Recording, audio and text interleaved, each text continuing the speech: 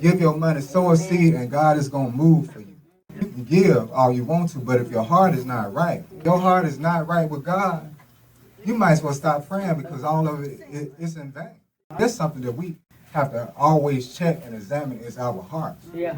Yeah. Because that's going to determine when you leave this earth, whether you're going to be hell-bound or whether you're going to heaven. And a lot of people, they're judgmental. They always point the finger. They don't see themselves. It's just like the church, too. They always judging the ones that's out there in the streets is drinking, smoking. They judging them and pointing the finger, but then they don't realize that they just as worse. That's why it's good to always judge yourself. See, when you walk in the Spirit, God going to teach you about this flesh. He's going to teach you how wicked you are. That's why when you begin to walk in the Spirit, you begin to see yourself. I saw myself. I'm being honest with you. That's the truth. Like David said, like David told God to search him. He told him to point out everything that was in him that was ungodly.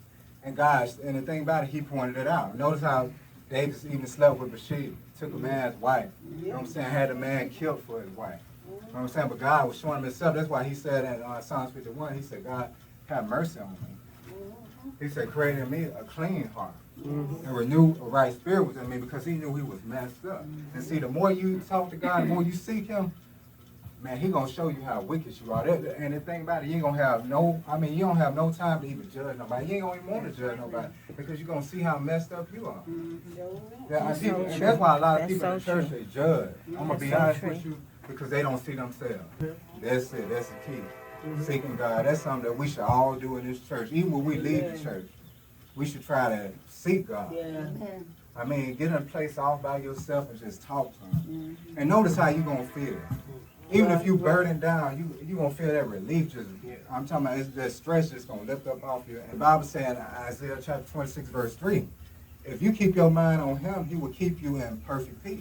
Amen. And the reason why we don't have peace in our minds is because of lack of communication with God. No, right. We have to walk with God. But when you don't pray and when you don't see God, them thoughts up here will eat you up. Yeah. I'm talking about, man, that's why I said this world is messed up, and it's all because of lack of communication with God. Dang, it ain't gonna get no better. This place here, anything, man, it's gonna get worse. That's why we need to, us as a people, we need to really just seek God. A lot of us, we're not being taught because these preachers, they not teaching you how to seek God. I'm just gonna be honest with you, and it's sad how our leaders are. You should have compassion for the people that's in your congregation. Amen. But a lot of these preachers, they don't see, they don't care about you. Only thing they care about is themselves. The congregation supposed to be your children. Yes. They are like children. Because think about it, the leader, he's the one who feeding them the word. That's why we need to really pray, man. Amen now. Because if not, we will always be lost. And we will never know the truth. That's why it's important to pray. Seek God. Yes. Yeah. I got a question for you. What's that now? I hear what you're saying. And one of my reasons why I don't get into reading the Bible that much, because I can't read all them big old names. I'm going to tell you something, this real talk. You don't even have to read about it, period. God, first of all, he's the word. He will teach you the word because God will put his word in you. Perfect example. This is, it says it right here. It says, if you abide in me and my words abide in you. See, when you abide in God, his word is automatically going to abide in you because he is the word. Amen. He will teach you the word and he will also teach you the truth. You don't never got to pick up a Bible. Abraham didn't have no Bible. But yet and still, God taught the man how to live. He didn't have no Bible at all, but God still taught him how to live, and he wrote his laws in his heart. But don't you supposed to study to show thyself approved? Yeah, you do, but then I'm just showing you that you don't even have to read about it. Because you got people out there that can't read, period. But then, on top of that, God will still teach you that. He will still teach you what's in there. I'm just being honest with you because think about it, he is the truth, and he is the word, and he is the light. He will teach you. All you gotta do, I'm gonna be honest with you, is pray. And I'm gonna tell you something too, the more you pray, God will begin to show you the hidden mysteries of the word. And a lot of people in the church, the only thing they do is read the left. That's it. That's why it's killing them spiritually. Another question. What's that? I know y'all probably get tired of me, but me and God had this conversation. I gave myself to God a long time ago. And throughout, some bad things happened to me. And I was in my shower and I was praying and I was talking to him and he reminded me. He said, when you came to me, I accepted you. You told me, try me. I tried you. These things happened. He said, I ran away from him. But he didn't let me run far. God kept me. I ran away from God. Not only did I run away from God one time, I ran away from God twice. But even during all that time, he let me know you were never hungry. You was never mistreated. Amen. You never had a place to stay. He said, I kept you then like I keep you now. I know God got something for me to do, but what Amen. it tears me up. I'm not trying to straddle the fence. I pray I don't straddle the fence.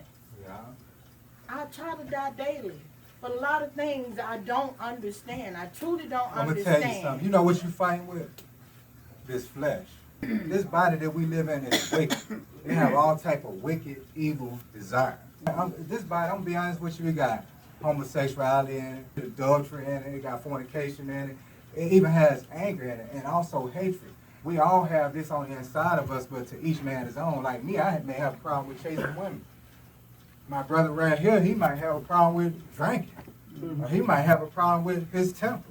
But to each man his own. But that's what we wrestle with every day, is this body, this fleshly body. And on somebody that can keep you, you know what I'm saying, dealing with this body and keep it under subjection is by you praying and seeking God. Because otherwise, if you don't stay before God, this right here going to act up. And I'm going to tell you something else too.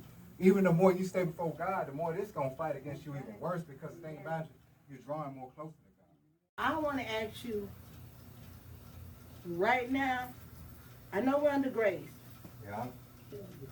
What's going to happen when perfect will? Talking about the stage of perfection. Yeah, what's going to happen? It's time to walk in perfect will.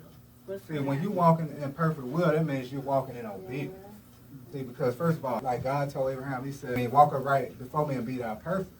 But he didn't mean he was going to be perfect, but he told him to be obedient. And that's what made him perfect in God, because of his obedience. That's it. But other than that, ain't nothing perfect about us. We all messed up. From the back to the front, I mean, we all got sin.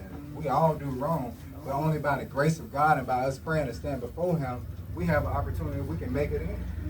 See, because you can read the Bible all day long, but if you ain't seeking God, that's in vain. Sometimes you got to get out to yourself. I'm talking about really walk with God and give him your undivided attention. Because I don't believe in doing nothing on my own. I believe in consulting God first. That's the problem with a lot of people in the church. They don't consult God. They don't inquire of God. The only thing they do is they just get up there. A lot of preachers, they just get up there, and the thing about it, your message don't be of no effect to the people. Try to get off to yourself and pray and be honest with God concerning what you're going through. Ask God to make himself known to you. Ask God to help you to form a relationship with him. That's the key. Seriously, when you ask God to help you form a relationship with him, watch how you going to begin to see the results. And even when you pray, watch how you're going to get results. I'm telling you, when you start praying, watch how you're going to get. God will come to you and he will let you know things before it even happens. And God will also, even if you ask some things, he will even speak to you. Notice even dealing with Rebecca. 2 nations were fighting inside of her. But she wanted to know what was going on, so she inquired of God, and God answered her. Because while she was praying, she was talking to God. And that's something that we all have to do. If you want God to ever move for you and answer your prayers, you have to learn to get in the mode of seeking God. Because, relationship is important. It's very important, man. And that's something that we need to really learn, is how to form a relationship with God. And it's not taught in a lot of churches. A lot of preachers, they don't notice they don't never preach about forming a relationship with God. Or if they do, they don't tell you how to form